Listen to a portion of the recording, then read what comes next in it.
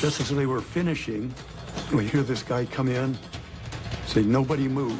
Hi! This is a bomb! If I let go of this switch, this whole place goes up! One hand he's got a gun, in the other hand he's got a bomb. Get out! Get out! You see these kind of things happen on TV, and I knew what could happen. Everybody turn around! Turn your chairs around! The explosive was powerful enough that it would very seriously injure or kill everyone in that room. My focus was to help out on the inside as the secret weapon.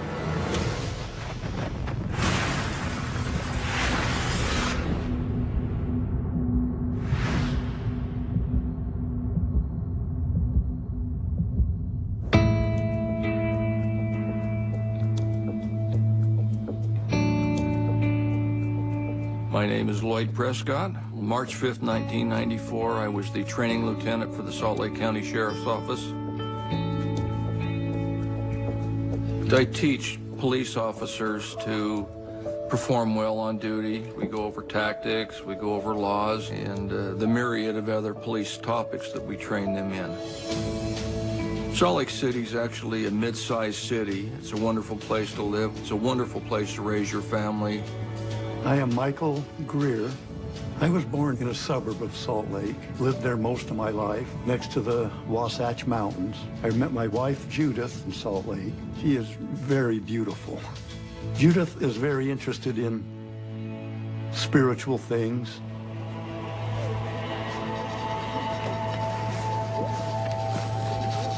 Found it.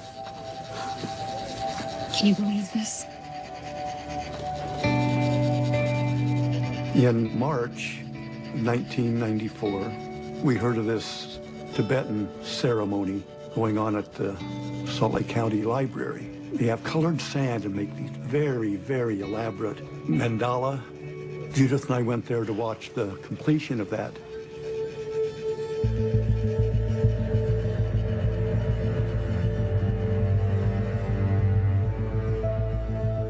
I've been a librarian for 40 years. I've worked the entire time at the Salt Lake City Public Library. In 1994, I was a children's librarian. I loved working with the kids particularly, but I also liked training the parents to help them prepare their kids for school.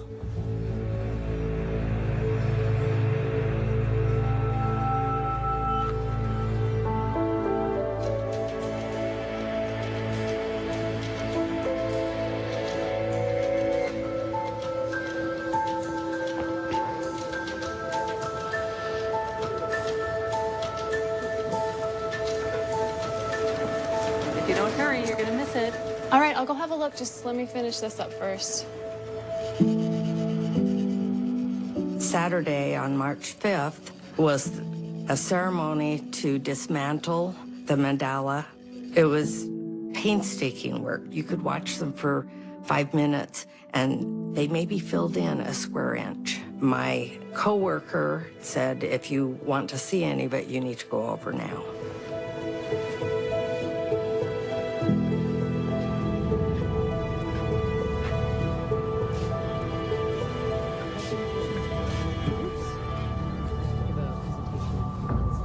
Just looking to improve my public speaking a bit and to the best of my ability.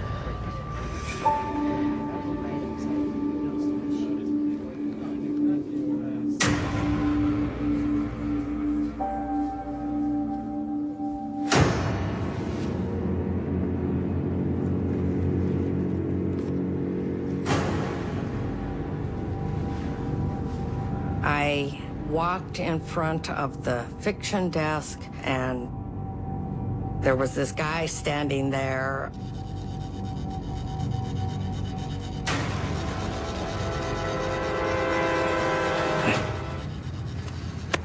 Take it. I'm gonna mail that to the newspapers. And have a nice life, huh? Mine's gonna be short. Judith sitting next to me, just as they were finishing, hear this guy jump on the table. Everybody listen up! This is a bomb! And we all look, of course. He said, "Nobody move." If I let go of this switch, this whole place goes up! Hey! Hey, nobody move! Where you going? What did I say? Nobody move! Get out! Get out!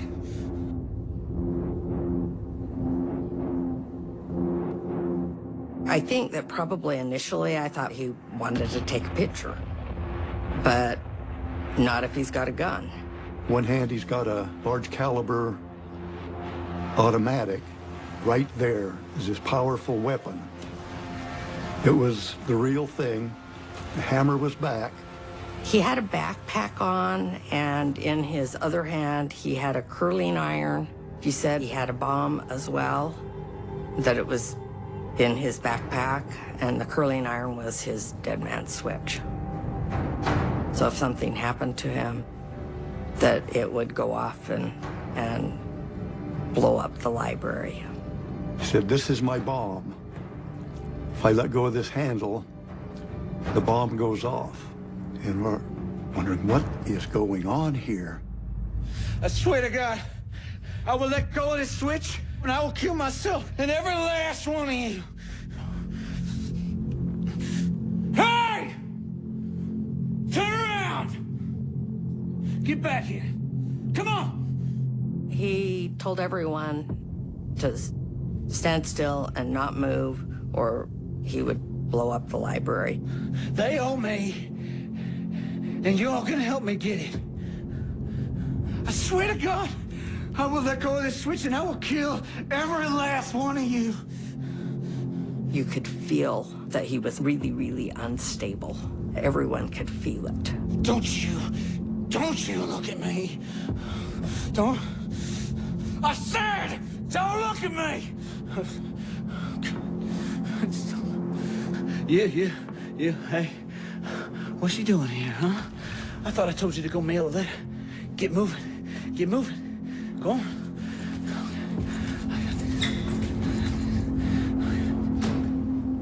I turned toward the children's department, which has glass windows, raised my hand in the shape of a gun, and then put my hand up in the shape of a phone to my ear, indicating that they needed to call the cops. You see these kind of things happen on TV and in the news, and I knew what could happen. The Salt Lake County Sheriff's Office was located across the courtyard to the east of the Salt Lake City Library. Being that it was a Saturday, the administrative offices were closed. I was the only one in the office. Is anybody here? Hello? Hello? I had gone back to do some work on the computer when a gentleman who had been in the Salt Lake City Library come into the Sheriff's Office administrative building and started to yell for help, ask if anyone was there. Can I help you, son? There's a man with a bomb in the library. Anyone call Salt Lake PD? I think so. I don't know. Wait here.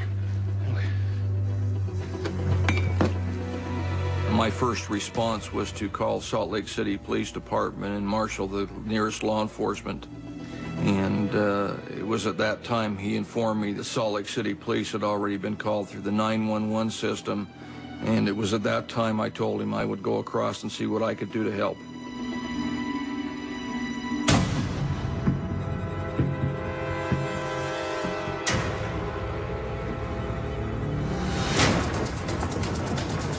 There were literally hundreds of people running out of the library.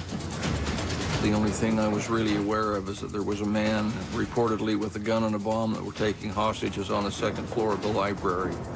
Everything else was an unknown. Nobody move!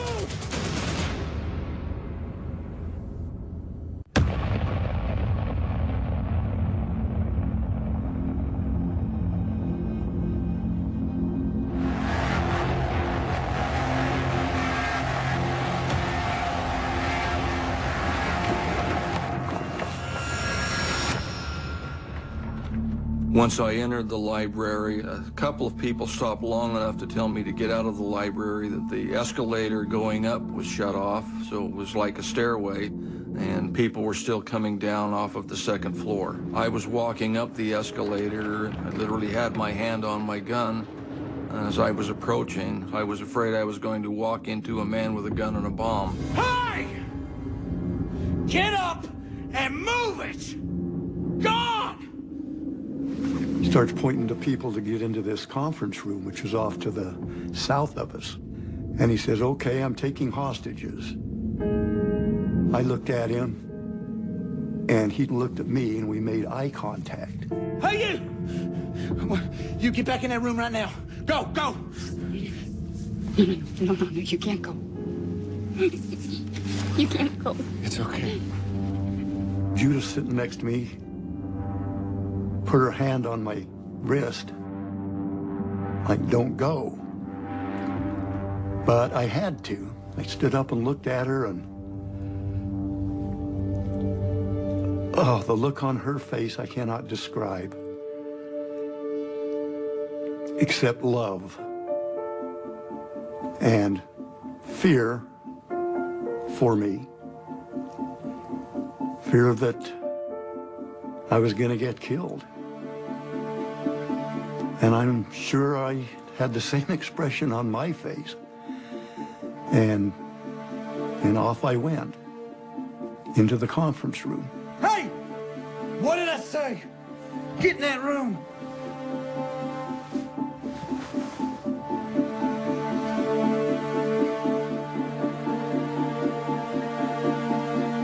And you too, you go.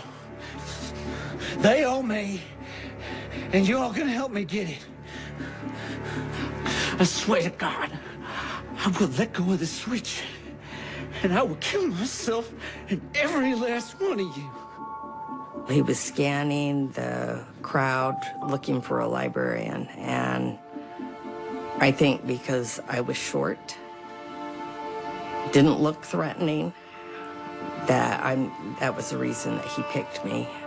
I want you to go over there, and I want you to count hostages, and I want 16. You hear me? 16. He told me to go into the conference room and to start counting people. I said move it! Get in that room right there! Lord, keep us safe. Give me the strength to get us through this. I said a prayer. A voice came to me that I was supposed to be there. I was needed there. Presentation should be between 25 and 30 minutes. Right now. Go, go! And you two, you do the same thing. Move it, move it.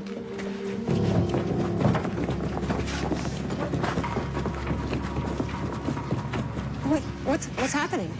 There's a man with a gun. He wants hostages. What does he want? I don't know. He wants me to count out 16 hostages. I don't know. I walked into the room. There was a meeting going on. Most who were in the room were able to sneak out the other door. Hey, stop! Don't move. You close that door! Get back in here. Get everybody against the wall right now. Move it! How many? It was 16. This is not 16! It's enough. You have enough. Please. Once he was losing people, he was upset. We need a phone. There's one at the reference desk. All right, you get it. And you tell anybody else that's out there to get in here. And if you ain't back in 15 seconds, somebody's gonna die. Go. Don't look at me. Turn around. Turn around. You give me a reason, I'll let go of this switch. I swear to God. All right, you put it on the table right there. You keep back. Hey, don't go in there, man. There's a guy in there with a bomb and hostages. I'm a police officer. Is everyone okay in there? I don't know. He gave me this. He told me to mail it. Go.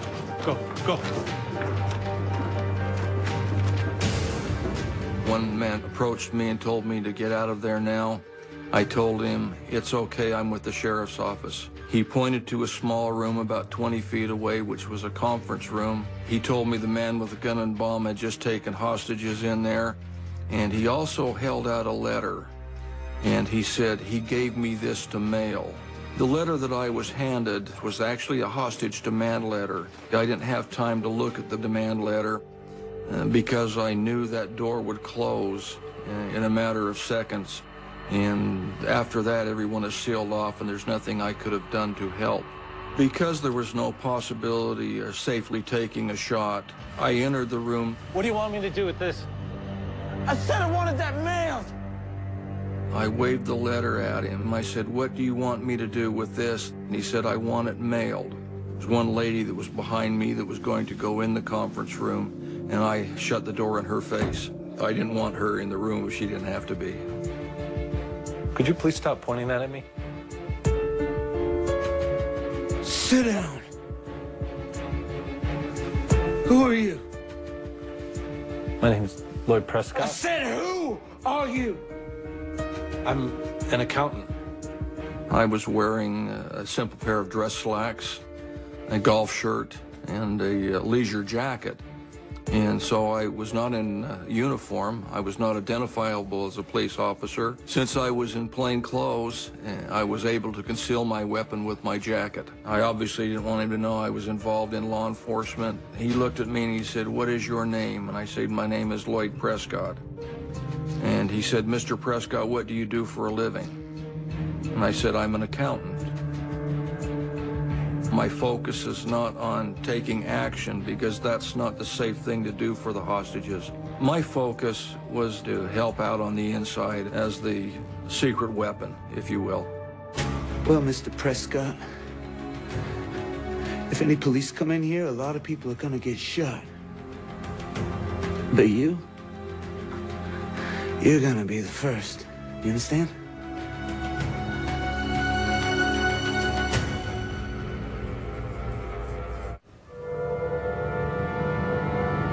What do you want me to do with this?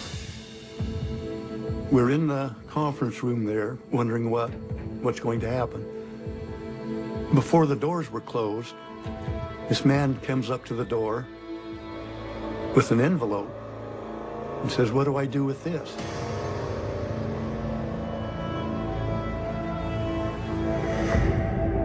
I couldn't figure out why somebody else is going to come in and join us. I had no idea at that time that one of our hostages, particularly him, was a cop. I don't think that anybody else in the room realized it at that point either. All right, everybody sit down. Come on, sit down. Move it.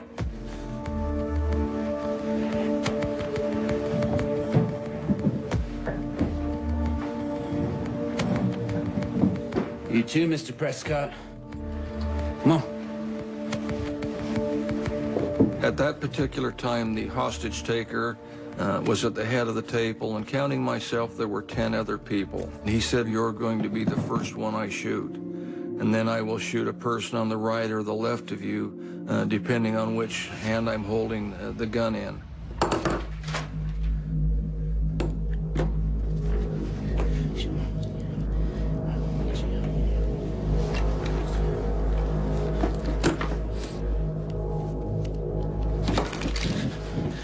All right. Everybody turn around. Turn your chairs around. Turn your chairs around right now.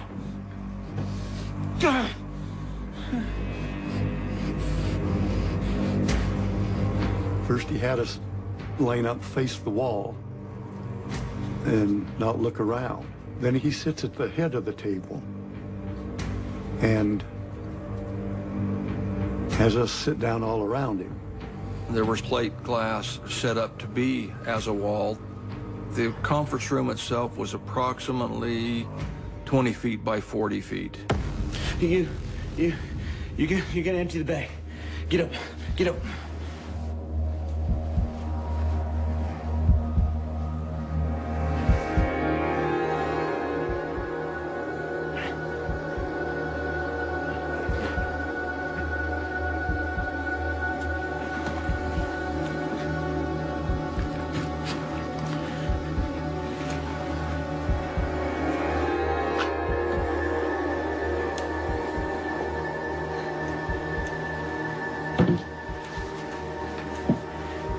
Now you're gonna take the bomb out of the bag. Front pocket. Nice and slow.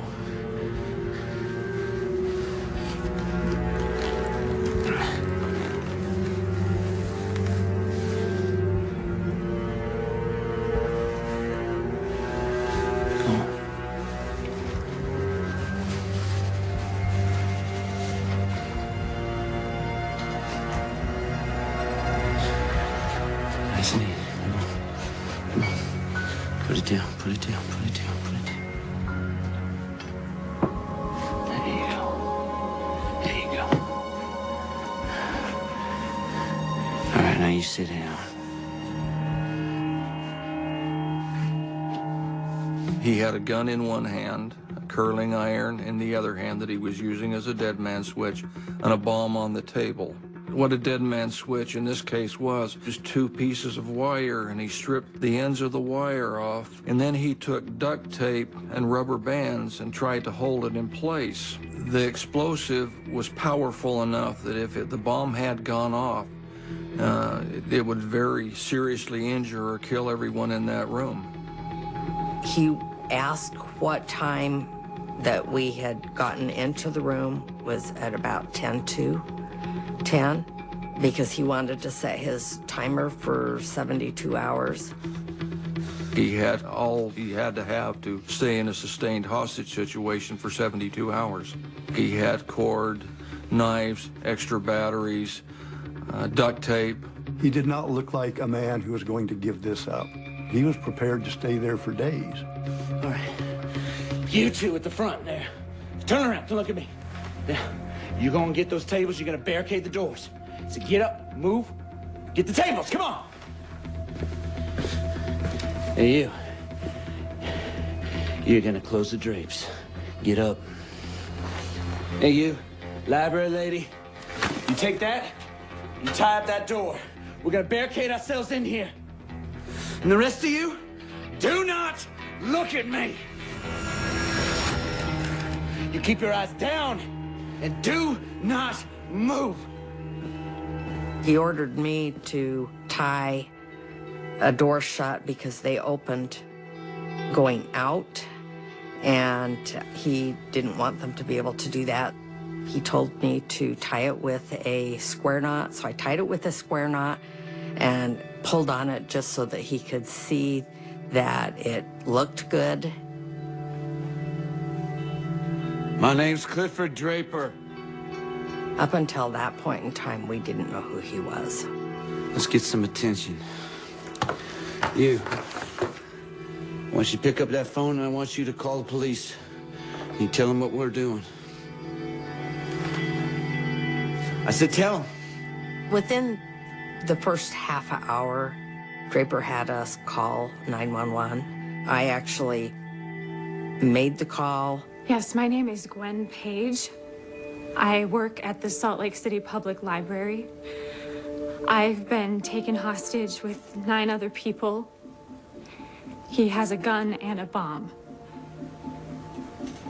Yes. They want to connect you with the negotiator. No, you hang up right now. Hang up. You see that? You see that right there? Right there. They're trying to mess with me. You take that phone. You give it to him. Go on, you take it and give it to him. Then Draper made me give the phone to Michael. You're the phone man now. He made me be the telephone man to do his calling for him because he didn't want to let go of his bomb or his gun.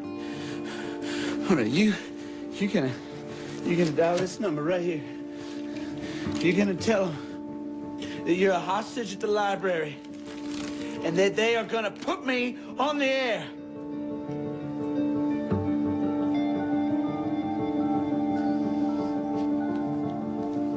I said, you're doing the talking. He'd tell me what to say, some of his demands, but yelling at me while I was talking, which is pretty distracting. He instructed Michael Greer to call the radio station. He wanted to get his demand letter out, and he actually wanted to go out on the air. Z93. Yes, hello. I'm a hostage at the Salt Lake City Public Library. The hostage taker, he wants to go on the air to give his demand. I don't have time for this. No, wait. The person that answered that phone, from what I could hear, was not convinced that it was a real-life hostage situation.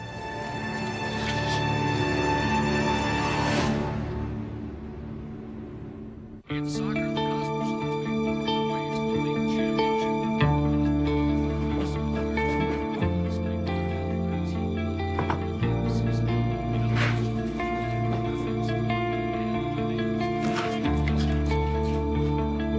In 1994, I was the program director of Z93, which was a monster classic rock station in Salt Lake City.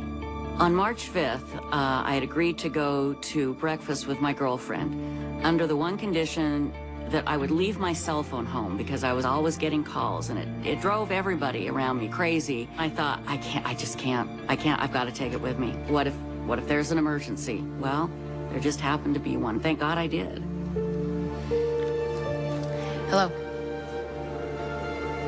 What? I'm having a nice little breakfast with my friend and my cell phone rings. It is the part-timer named Allison on the radio. She said, I don't know if I just did something wrong or not. Z93. Yes, hello. I'm a hostage at the Salt Lake City Public Library. The hostage taker, he wants to go on the air to give his demand. I don't have time for this.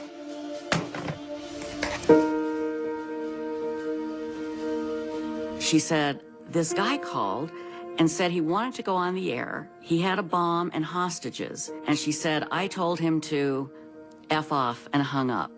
It was normal to get crank calls at the radio station. In fact, what I would tell the disc jockeys, I would say, you know, if you feel that this is a crank call, just tell them to go to hell, hang up. Just don't let it interfere with your show.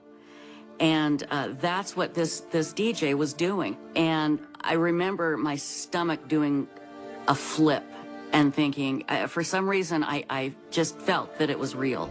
And again, we haven't yet been able to confirm all of the details of this developing story, but it appears that a man with a gun and potentially some sort of explosive device has taken several people hostage at the Salt Lake City Public Library. We'll be coming to you live with more details on the story as it develops. I found out it was real. There was a hostage situation at the library.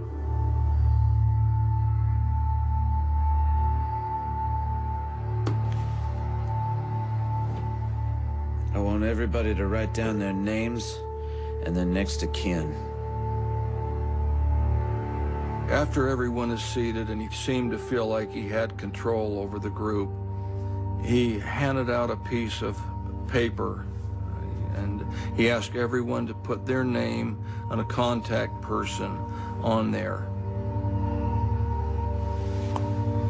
I wrote down Judith's name, thinking, I want to be with you. I want to be with you.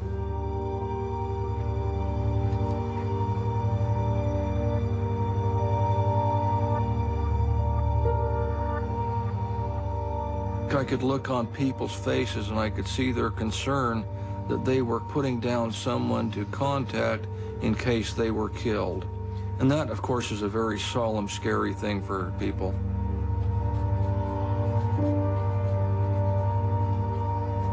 When I put my name on the paper, I put Lloyd Prescott and then I put divorced on there. Salt Lake City's not that big. I knew a lot of people already knew my name. I wanted law enforcement, whichever agency was involved, to know that I was in there and that they had an ally.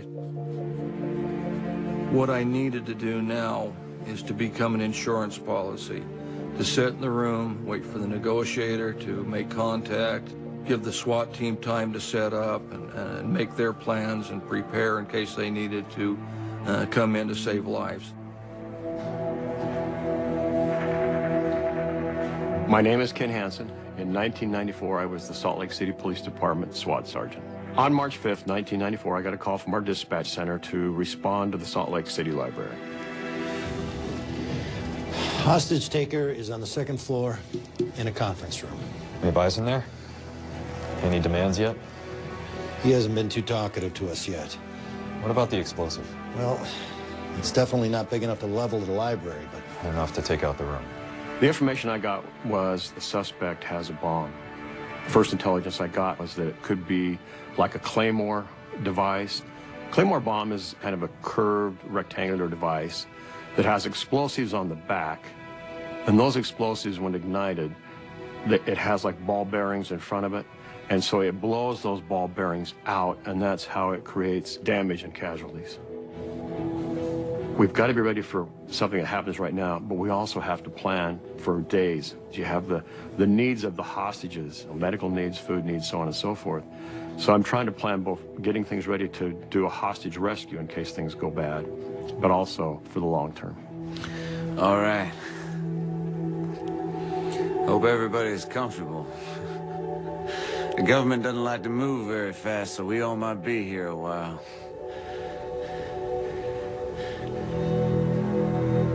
Hey, put your hand down. What? I'm a diabetic. I need insulin 5 times a day. So take it. I didn't bring any. You need insulin 5 times a day, and you just didn't bring any with you.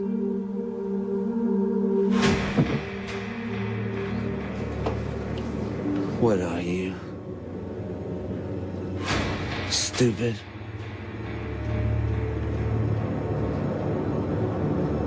There was a woman in the group who had diabetes, and she had only planned on being there for a couple of hours. The diabetic lady is Sue Allison. She did not have any insulin with her. And so when she told him that, he got mad at her.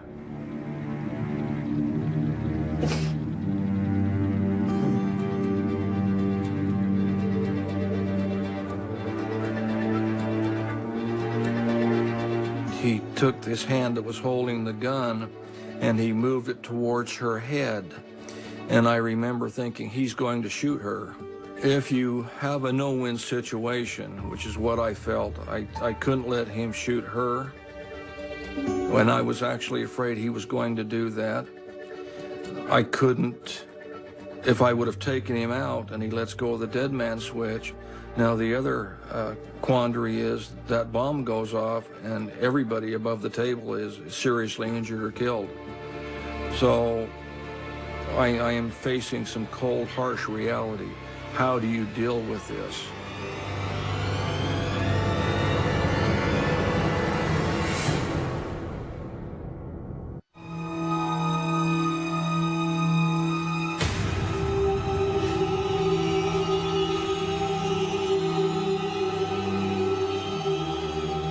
Lloyd suggested that he let Sue Allison go. He absolutely was not going to let anyone out. Her voice was shaky at this point, and it was getting worse and worse by the minute.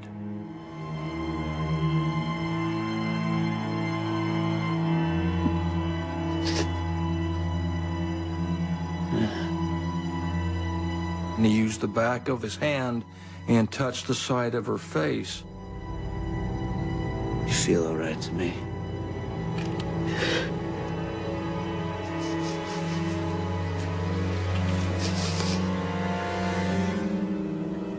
I would not try and screw with me.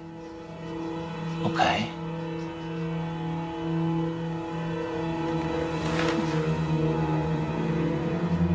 I'm smarter than all y'all!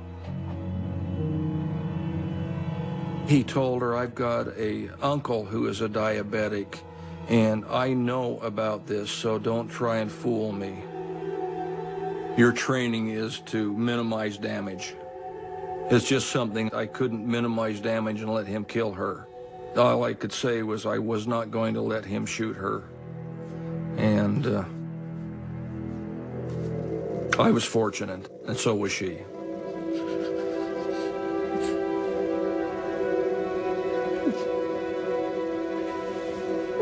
Clifford Draper, as I found out later, he was a paranoid schizophrenic. off his meds for a long time.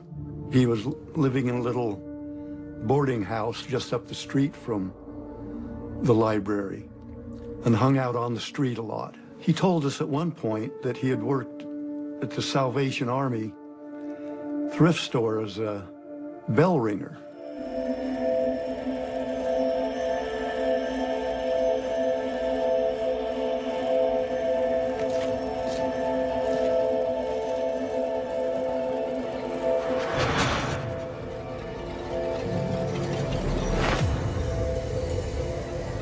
While he's ringing the bell, he put a sack over his head and tore out little eye holes to glare at people. So they fired him. I don't know if he ever had any other work in Salt Lake or not. He was born in Arkansas. I don't know why he was in Salt Lake. I don't think he knew anybody there. I don't want any surprises. Everybody's gonna strip down now. No, please don't. I am not doing that. Draper told us that we were to strip down to our underwear, and we just looked at him and we're going, Everybody takes off the jackets. And you collect them and you put them in that corner over there.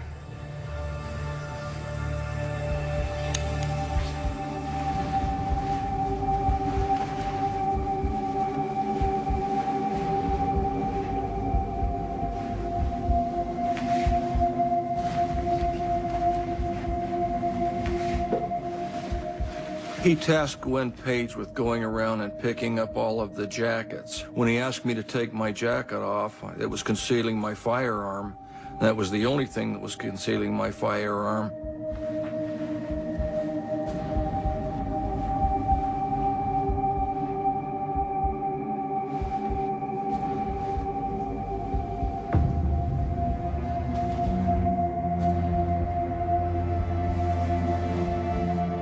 She was kind enough to not question me, and she walked on. I'm cold. Can I keep mine on? I said all jackets off! Okay. Okay.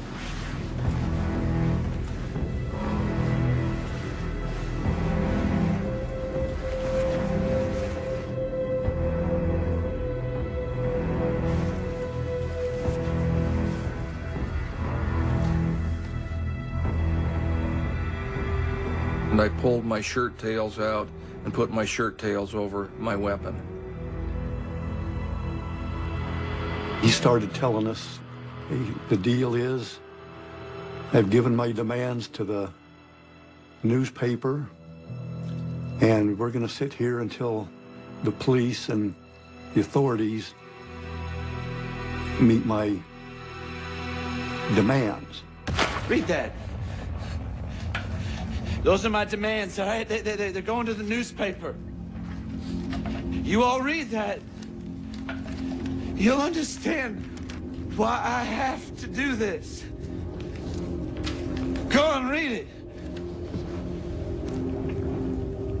You could see that there was mental illness going on in his writings. Sure, I'm judgmental on this, but describing Draper, I would just say he's a crazy person. He was upset that he had been thrown out of the military, and he wanted payment for the time that he thought that he would have served. He wanted the payments in part of it in cash, part of it in gold, and part of it in platinum. To the first police officer on the scene, my name is Clifford Lynn Draper, hostage taker. I've taken hostages. I am I'm armed with a with bomb. an M19 Any attempt at negotiation will result in the death of hostages. The commander of the National Guard is to reinstate me immediately. I will be paid an amount equal to 20 years of active duty service. You will pay me in gold and platinum. I will be given a full presidential pardon. I protest and defy the ultra-liberal coalition of coalitions and I protest totalitarian drug laws and enrich hierarchy. I protest continued attempts to take away guns away citizens. I am sick of not getting my shares. He could hear sounds. The police were hiding. Library lady, you go over there and you take a look and tell me what you see.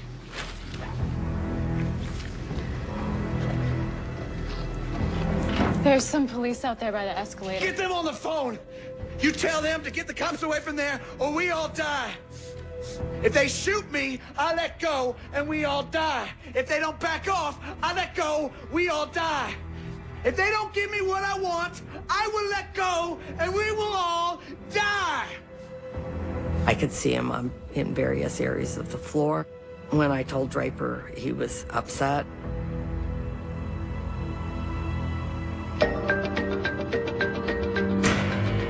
Well, inside the library, we have officers who are in uniform, who are trying to contain the situation and trying to keep an eye on it and trying to gain intelligence.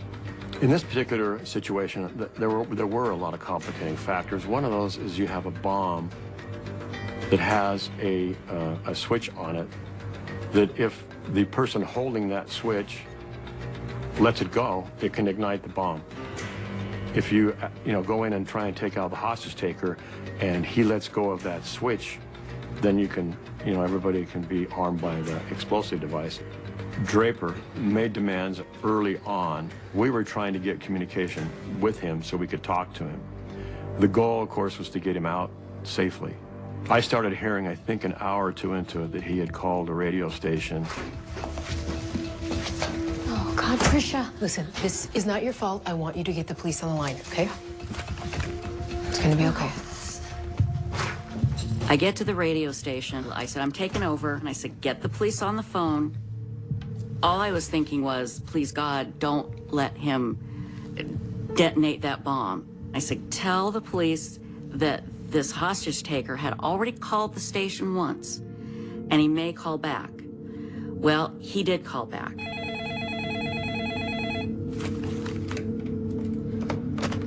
Do not hang up on me.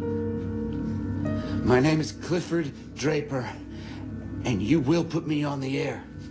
I can hear his voice. It's just like he's right here, saying to me, screaming, basically, put me on the air now, or everybody dies. Do not hang up on me. My name is Clifford Draper, and you will put me on the air, or everybody dies. This wasn't a guy pretending to have a bomb or pretending to have a gun. He had the real thing. He's screaming at me, he's gonna kill everybody. He wanted to go on the air now. And I had asked my friend, while he was saying this, to ask the cops what I should do. She had the police on the phone. She held up a sign that said, no way. In other words, no way, put him on the air. And I'm thinking, I'm gonna put this guy on the air. I don't care what the police say. I could care less. If he's gonna kill people, he's going on the air. He can do whatever he wants. And I thought, I'm gonna try one thing first. I am so sorry, Clifford. I said, Clifford, I am so sorry, but the button to put you on the air is broken, and our engineer won't be back until Monday. And he believed it, which to this day, it just shocks me. You have 72 hours.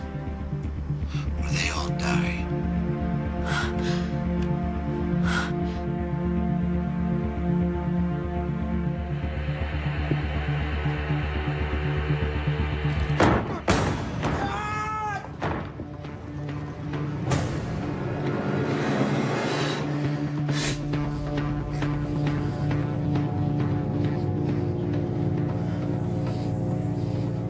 He calls back, but it's not Clifford Draper.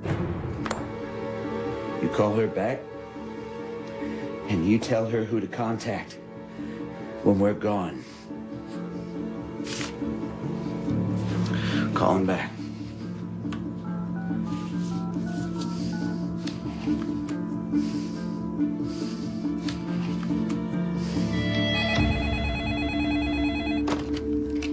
Z93. This is Michael Greer. I'm one of the hostages at the library. Hi, Michael. Are you okay? You tell her. Yes. I'm supposed to give you our names. And the names of our next of kin. Michael Greer's job was to give me the names of the relatives of the hostages. So when Clifford killed them, I could notify the families. And to say that Michael Greer sounded frightened is an understatement. Earl Weller, wife Wendy, Sue Allison, daughter Stacy, Gwen Page, sister Carla, Lloyd Prescott, divorced. Mike Greer. It's okay, Michael. It's okay. Mike Greer, wife Judith.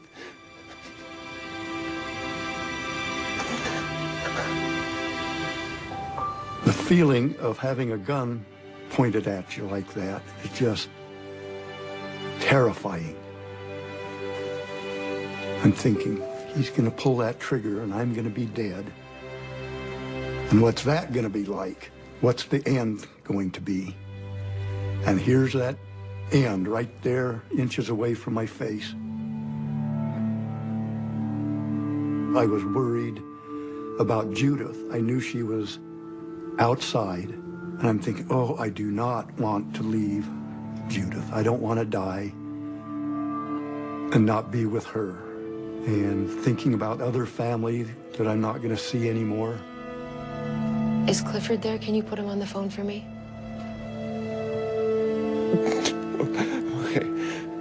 Okay. She wants to talk to you.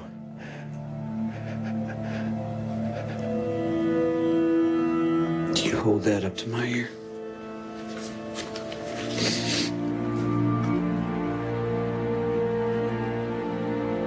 What?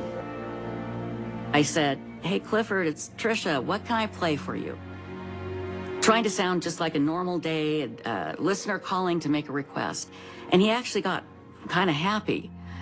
He said, okay, yeah. One thing I do know is no matter who you are, if your favorite song comes on or your favorite group comes on the radio, it automatically makes you feel better, even if it's just for a few moments.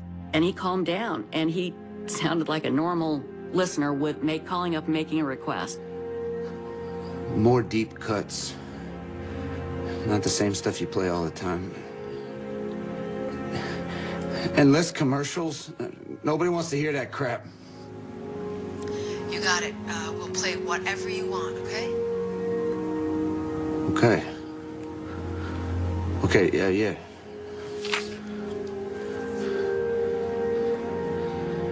You see that? That's power. This is power. She changed the music, and she actually cut all the advertising and everything out of all the radio stations just to play the music that Clifford Draper liked. Mood music, as he referred to it. He liked listening to Jethro Tull and Aerosmith, and so that was requests that he made.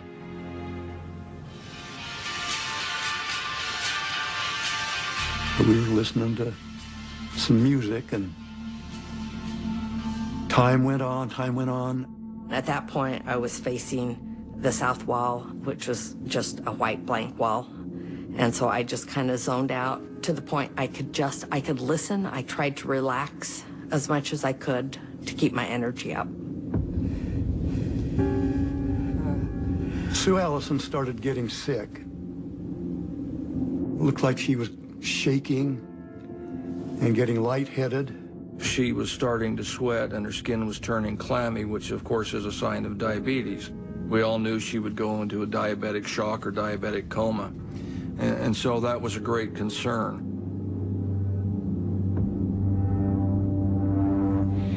She is crashing. Why don't you just let her go? Nobody's going anywhere. She's gonna die in here. Maybe she will. Maybe you will. Maybe we all will. Or maybe I trade her out for one of them cops out there, huh? I always wanted to kill one of them.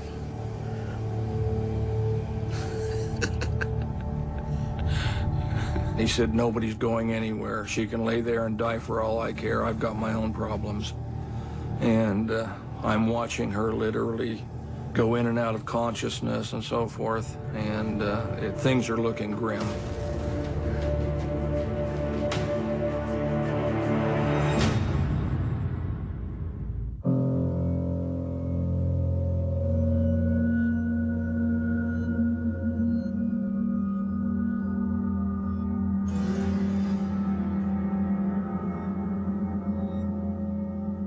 I had already decided that, you know, if somebody died, it was my fault.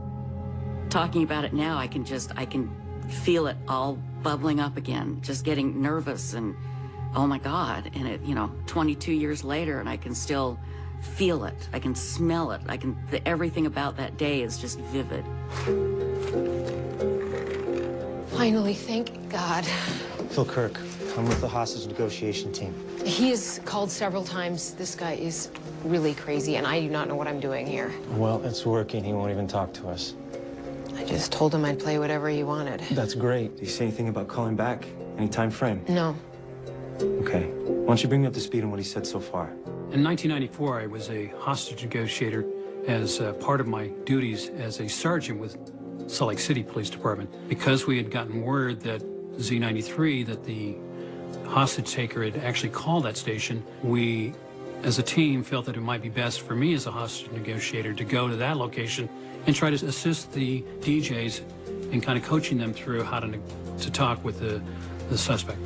When Phil Kirk arrived, he reminded me of something coming from a movie set. He was calm. He knew what he was doing. He was confident. A very handsome man. I mean, really, just straight out of Central Casting. You wanted someone to come in, calm you down, and make you feel safe, you call Phil Kirk. He's your guy. That's how he made me feel. He gave me this list of all the hostages that are in there and their next of kin. I remember Kirk looking at it, and he nodded his head, and he said, yep, one of ours, he's in there. And I said, one of yours? What do you mean? And he said, one of our officers is in there. And I said, who? And he said, Lloyd Prescott. I've had experience as a hostage negotiator on a number of other incidents. This was different because we knew from the very beginning that we had a police officer inside the hostage scene, and I knew Lloyd very well. And I'll tell you, I thought if there was any cop that we wanted in there, it'd be Lloyd Prescott. Once the glass is down, we enter immediately and take down Draper. One more thing.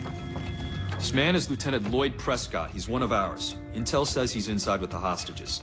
He's plainclothes, so the suspect may not be aware that Lieutenant Prescott is law enforcement. All right. Let's run through it one more time. We got the blueprints for the library, and we took those blueprints over to the parking lot next door. We took duct tape, and we taped out that exact floor plan in the parking lot, so that as we practiced our hostage rescue in that, we could try and time our speed to see just exactly how fast we could get into that room. SWAT officers are going in there. They already know they're going into a room where they could be pushed out by the bomb going off.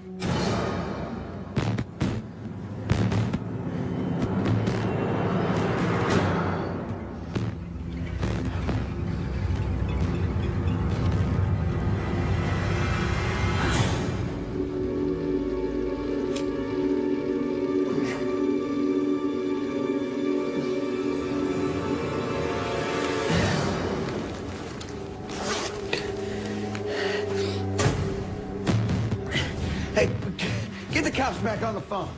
Come on. Come on. Draper told me to call the police in charge outside. And at that point, he had me put the phone up to his ear so he could talk.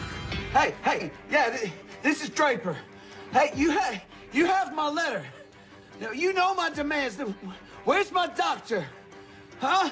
I want a military doctor stripped down to his shorts and bring him in here. And he should have sedatives and methamphetamines and some insulin. You know all this stuff. I want to be flown to New Zealand. And I'm taking all of them with me as collateral. You have to give me what I'm owed. I served my country. One of the challenges with this particular situation or this event was that Draper had decided he was not going to negotiate, that he was just going to make demands, and that were made through a radio station and not directly with our hostage negotiators, which in a sense caused a stalemate. The negotiation process was very frustrating. He was just so agitated and so out of touch with, I guess, reality, that he was a very difficult individual to negotiate with. You need to really give and take. And just complying with every demand without receiving anything in return for it is not really what you're striving for in negotiations. And so we weren't making a lot of progress with that.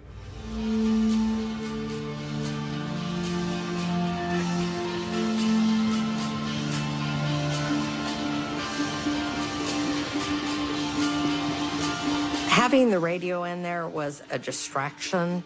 At least we had something to listen to. But I think more than anything that it was a calming influence on Draper. I always worried I was going to play the wrong song. You never know with the lyrics what might kick somebody off. U2 does a version of Helter Skelter by the Beatles, and I accidentally started to play that. Charles Manson, he used that song to get his followers to commit murders in 1969. And I stopped it immediately because I thought that's the last song you want to play for Clifford Draper with a gun and a bomb.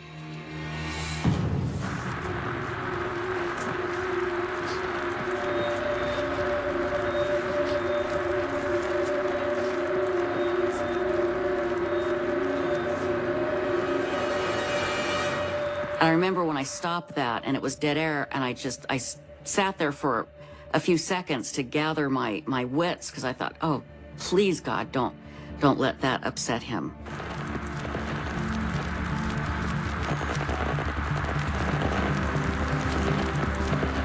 Hey, library lady, you go over there, you tell me what they're doing. He asked me to go and look and see outside. SWAT team was out, and I could see them in various areas of the floor. I could see them reflected in the metal sides of the escalator. So I kind of knew where some of them were hiding. I don't see anything. Luke. I knew how upset Draper was the first time that I told him that there were cops there, so I told him that there weren't any cops. I was sitting there facing the blinds, and oh, gee, I wish I could just jump through them. I wish I could get out of here, staring at these dumb blinds.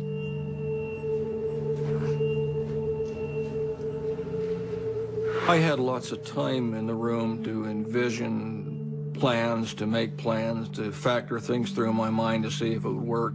And one of the things that I thought was, if I can get close to this guy, maybe I can disarm him.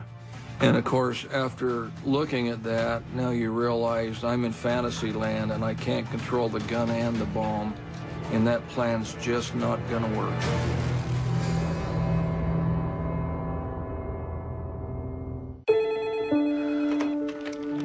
Hello? We'd settled in, things were quiet.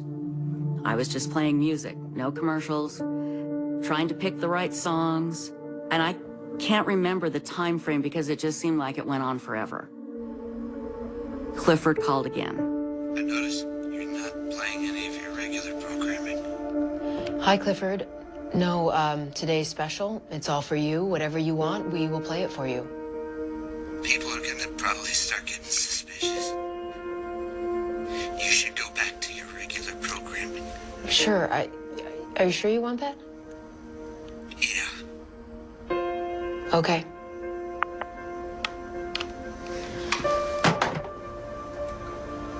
He sounded really calm. He said something that really surprised me. He said, "Hey, thank you. You've played some really great music. I love it, but you better go back to regular programming. People are going to think that something's going on." And that just stunned me.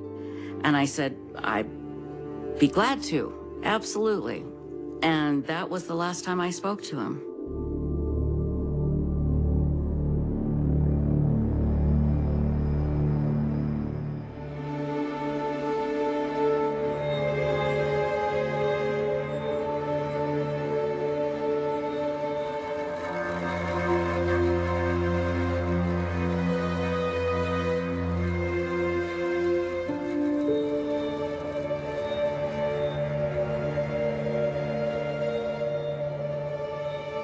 We had detectives, investigators working on finding out the background of Draper. Draper was living in an apartment complex just a couple blocks away from where this occurred.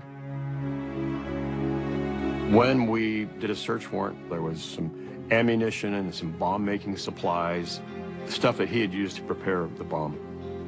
We were more and more confirming our suspicions that he really had some mental illness problems in the past that he was playing out in this hostage scene.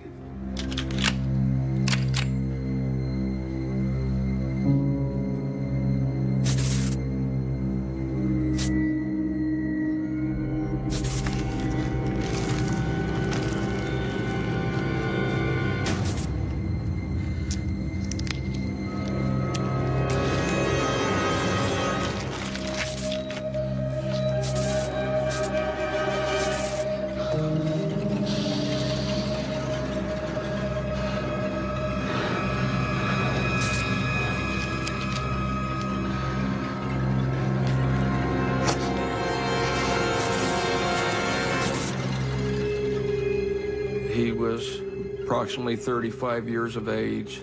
When he was 17 years of age, his father put him in the Navy, and something happened to him in the Navy, and he came out a different man. He had run-ins with the police. That impacted him, and he developed a hatred for law enforcement.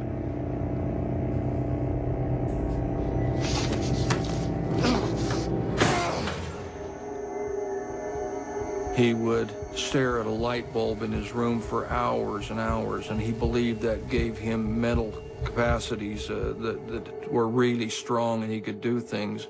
And he told one of the caseworkers at one time that he was angry, and he was out watching the traffic, and he saw a car, and he focused on that car and made it drive into a utility pole and hurt or kill people. He suffered from paranoid schizophrenia.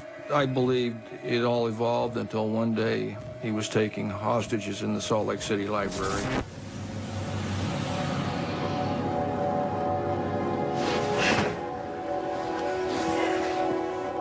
What's wrong with her? I think she's going into shock.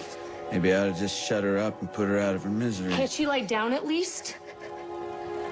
Sue Allison started going into insulin shock. She's in shock. If she doesn't get her meds, she's gonna pass out and could die. Hey, you two boys. Why don't you grab this table and you're gonna put it over there? You're gonna put it on the table.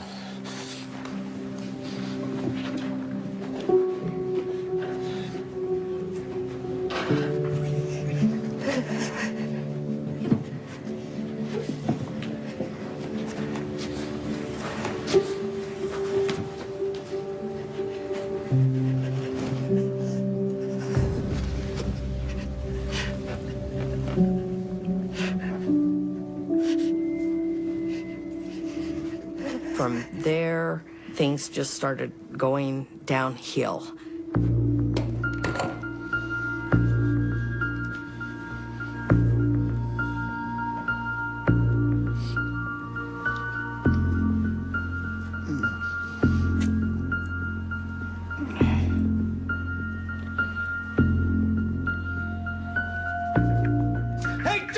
me, Mr. Prescott! Don't!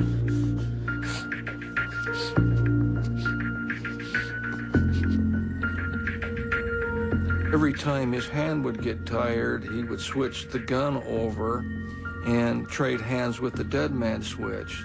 I believed what I saw were the wires were moving. And about the time I saw that, so did Clifford Draper.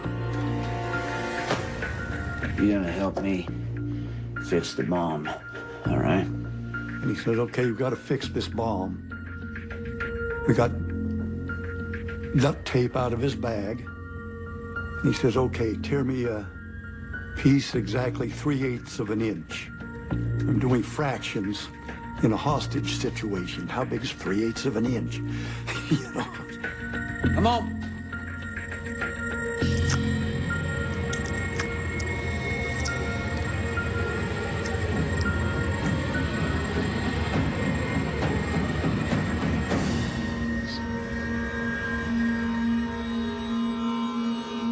I was nervous this whole time. So I tore off a piece and handed it to him. He took it and put it onto the curling iron. Give me another.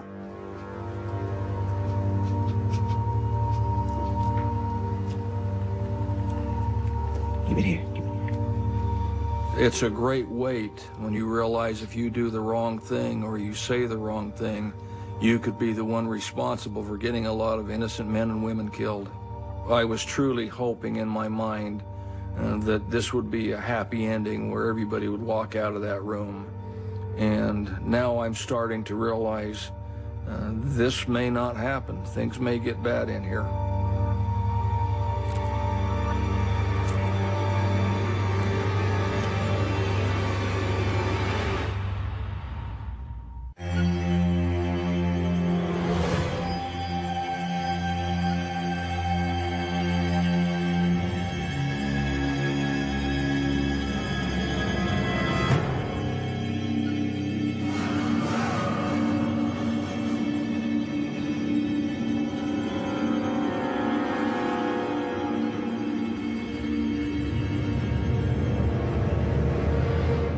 I had come to the conclusion that there was a high possibility that I wouldn't come out of this alive.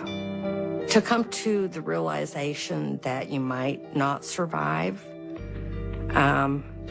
it depends on how you've lived your life, whether you've got regrets or not. And for me, I was okay.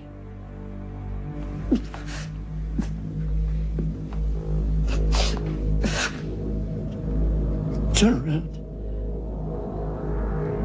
I said turn around! Nobody look at me.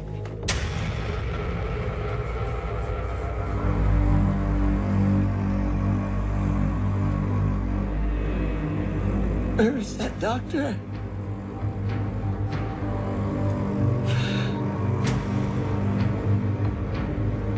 Where is he?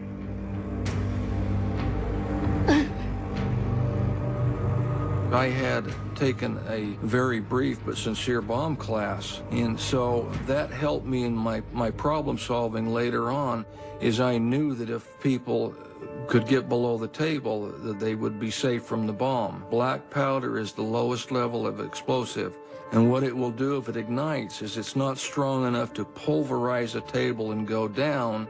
It will follow the plane of the table and go up. Anybody above the table is not going to have a good day.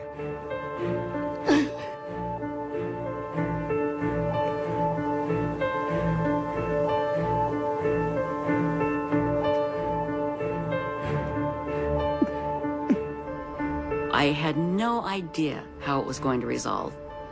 At this time, I knew there was an officer in the room, but I didn't know he had a gun. I didn't know he knew what he was doing. I tried very hard not to let my mind go to the ending where everybody dies. There was no way out, as far as I could tell.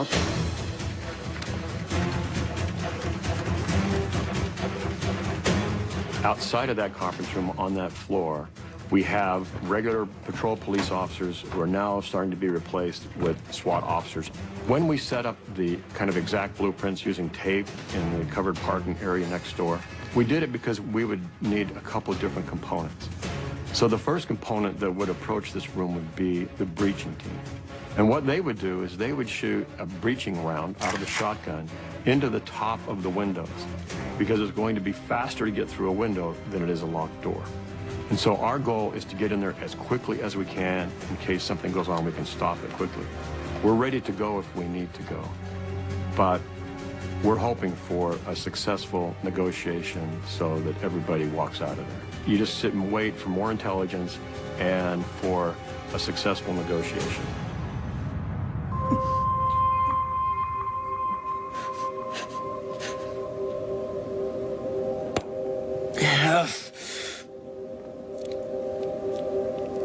Yeah, that's right. The police just need to see how serious I am.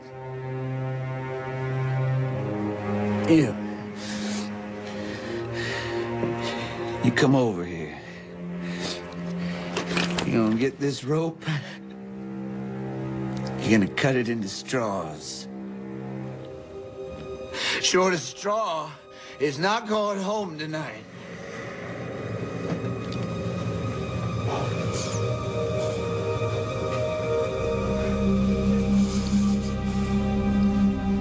Draper said, okay, they're not meeting my demands. Library lady, Gwen, come over here and get a rope out of the pack here.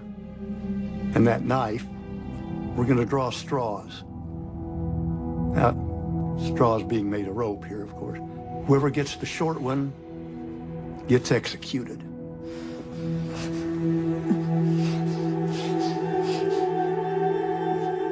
I went down very, very slowly because I didn't want to do this. I didn't want to cut rope, to cut straws so somebody would die. One of us, maybe me, is going to be dead in a minute. And I was absolutely convinced that he was going to do it. Somewhere during the course of this, you start to take stock of everything that's happened. It's a heavy burden to think about dying. And so I've got my two boys, and I'm thinking, who's going to make sure they get raised? Maybe I won't be there. I'm watching Sue Allison lay on the table. I can't let her die. I'm not going to let him kill somebody, execute someone because they draw the short piece of a cord. And so I'm sitting there and I'm looking at the totality of this. I took time from my little pity party, if you will, and then I got back to being a cop. And I thought, okay, this is what I've got to do.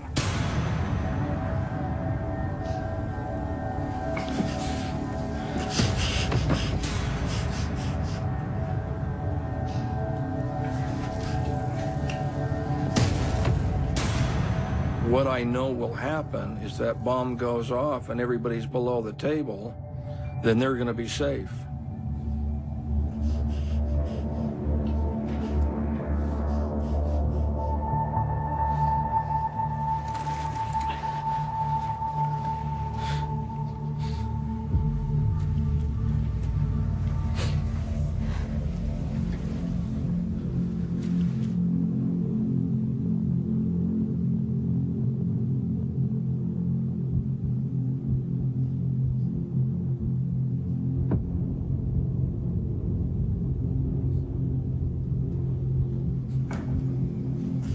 Where's the knife?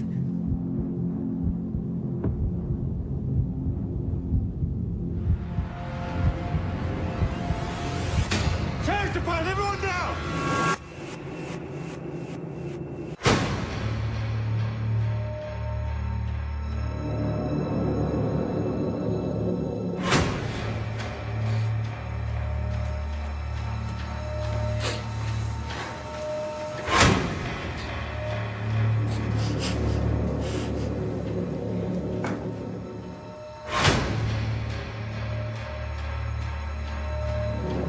I've only got a matter of a couple of seconds to take out the threat.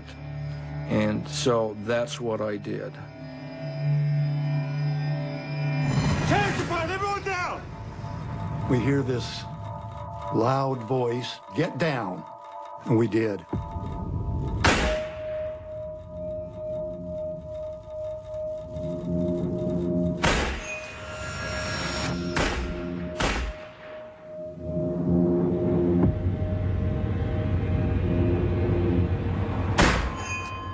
The last shot, his leg flipped up.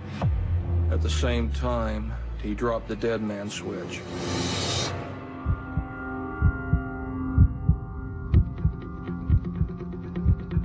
It didn't detonate, and of course, to my ever-living joy, I'm very happy about that. And it was the duct tape that he put on there, the additional duct tape that stopped the wires from touching.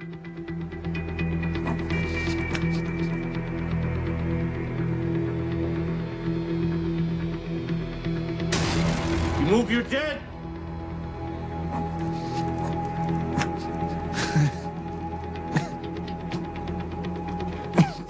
Lloyd is leaning over with his gun aimed at him, and I remember him saying, "Don't move, or you're dead." And Draper saying, "I'm dead already."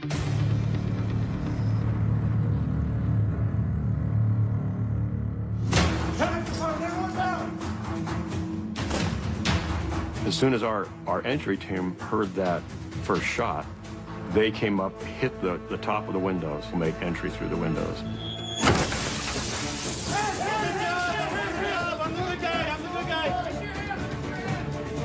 I realized I was the only guy holding a gun in my hand.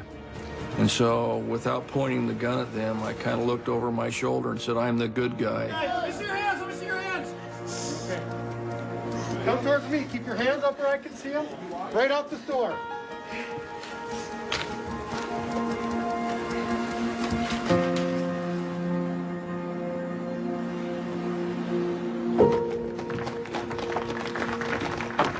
We walked down the escalators and out the door. All these people over on the street there started cheering and clapping for us. I'm thinking, I'm gonna live, I'm gonna survive this. I get to see Judith again. I get to see my family again. I'm not dying today, I get to be with her. I felt joy.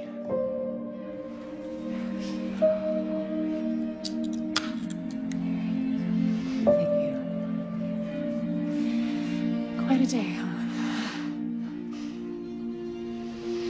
We knew that we needed to get some sugar into Sue Allison. After that, they escorted us out of the building.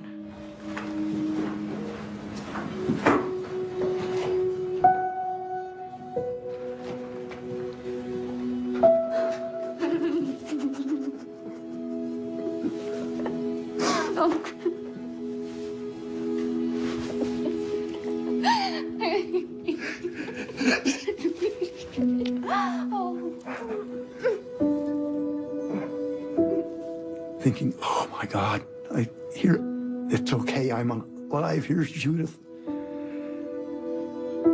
This is the finest thing in the world, right here, right now.